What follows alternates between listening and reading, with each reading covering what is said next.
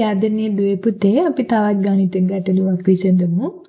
500ෙහි භාගයෙන් 5න් එකකට 50ක් එකතු කළ විට උත්තරය කීයද? මෙතනදී ඔයාලා ගන්න ඕනේ 500න් 5න් එකක්ද? නෑ. 500ෙහි භාගයෙන්. එහෙනම් පටල ගන්න එපා මේ වගේ ගැටලු වලදී හොඳින් ගණිත ගැටලුව කියවන්න. 500ෙහි භාගයෙන්. එතකොට 500 භාගය කියන්නේ 500 දෙකෙන් බෙදනවා. දෙවරක් 2යි. 10ට දෙවරක් 5යි. 250යි. එහෙනම් ඒකෙන් 5න් එකකට 250 නම් මොකද්ද කරන්නේ? 5න් බෙදනවා. 5න් එකක් හොයාගන්න. එතකොට 5 25යි. බිංදුවයි 50යි. එහෙනම් 250න් 5න් එකක් කියන්නේ 50යි. 50, 100, 150, 200, 250. තේරුණාද? මෙන්න මෙහෙම තියනවා 250ක්. ඒක කෑලි 5කට බෙදිලා.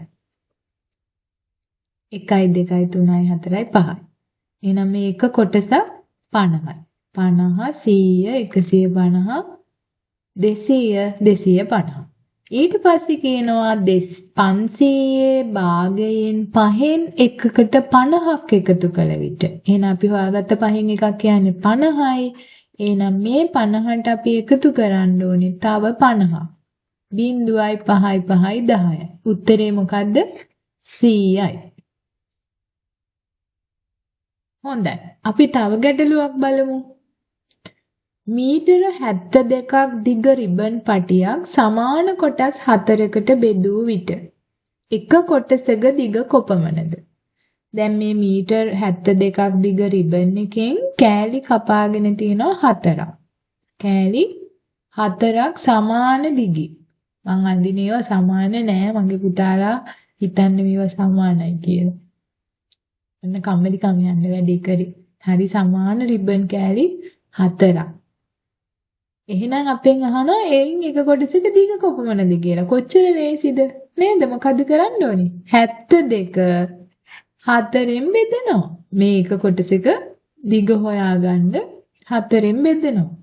එහෙනම් හැම වෙලේම ඔයාලට ගුණන වගුව මතක තියාගන්න ඕනේ. විශේෂයෙන් ශිෂ්‍යත්වයට යන දරුවන් 4ක් වෙනකන් චක්‍රය හොඳට දැනගන්න ඕනේ. චක්‍රය පුළුවන් නම් මේ ගණන් මොනවදනේ?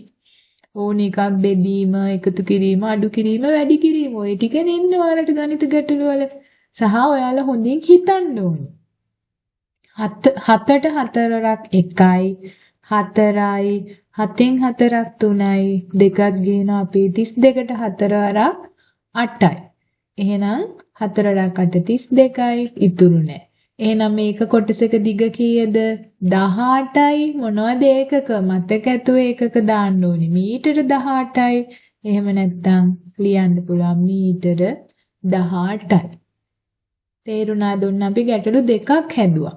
ගැටලු දෙක හදන්න අපිට ගියේ විනාඩි 3යි කතා කර. එහෙනම් තනියෙන් හැදුවා නම් විනාඩියෙන් මේක හදාගන්න පුළුවන්. ඔයාලා වේගෙත් හදාගන්න ඕනේ අනිවාර්යයෙන්ම මගේ පුතාලා විභාගවලට පෙනී සිටින්න.